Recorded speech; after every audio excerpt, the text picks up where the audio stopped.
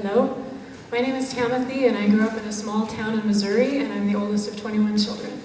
There are 11 girls, 9 boys, no twins, and same parents.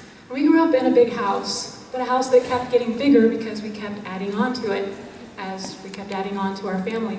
And my parents, I don't know if they planned to always add on to their house. People always say, did your parents plan to have such a big family? I think they just planned to always be under construction and they knew they'd need a big crew. So they just created their own. So we were their crew for all of this construction and all of these jobs. Now our house had many climates.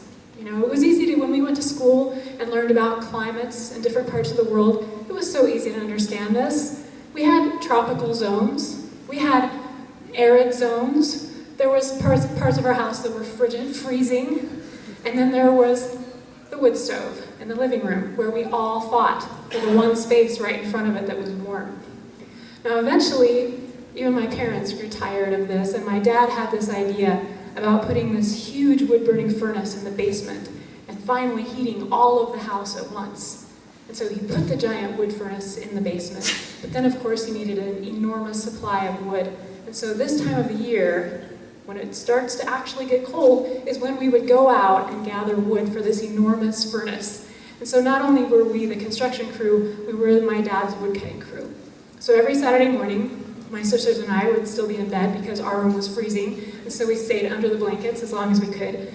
Also, it might have been freezing because we left the window open and a fan in it going all the time because we got used to that fan noise all summer, you know, and it was really hard to get it up even though it was freezing. But anyway, then our brothers would come up and say, girls, Dad says we're going to go get wood, everybody get ready. And then he would come back about 10 more times saying that Dad was losing patience and Dad was getting really mad because of course we had to get ready to go get wood, which meant doing our hair and our makeup and getting dressed because you don't know who you're going to meet in the woods. And we would finally all go out and get in the truck with my dad, who would look at us and just shake his head. And he would drive us in this huge truck out to the woods. And then he'd have to park very carefully because my sister Musette was wearing black hose with her cut-off denim shorts and heels, and she didn't want to step out into the mud. My other sisters had to duck because this was the 80s and their hair was huge to get underneath the trees that hadn't been cut down. And one year, my dad's dream came true, the woodcutter's dream.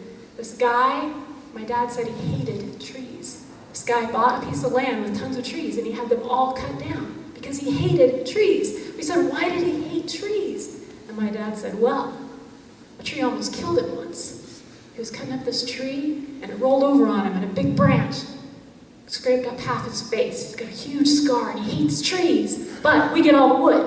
So we went in and we started cutting all this wood. We're working, little kids are gathering up all the twigs, big kids are hauling big pieces. My dad's the only one allowed to work the chainsaw. My mother gets sent away to go get lunch or something because she's pregnant. She always wants to operate the chainsaw and says she can do it, and then she'll go into labor, and then we're not going to get any wood cut.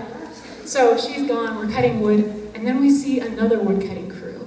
This is a guy with other guys, which is weird, right? I don't know where the kids are, but there's just some guys. And I learned from my dad, you don't wave, you just ignore each other, until you're about like 5 feet away from each other. And then you're like, oh, hey, how's it going? And the other guy says, I'm Jake, these are my boys. And my dad says, I'm Jess.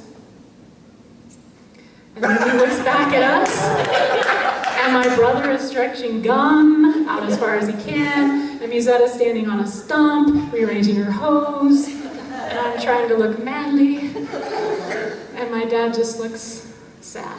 I swear we were better workers than they were. We were. One year we were cutting wood, my dad would cut down these huge trees that were dead. He'd go out and find farms and found a big dead tree and cut it down. And then as soon as the tree was down, I would go around and collect, you know, the kindling. And I saw this animal on the ground, this little animal, and I couldn't figure out what it was. And I picked it up and it looked like a puppy until I pulled out its wing, and it was a bat. That was my favorite woodcutting day ever.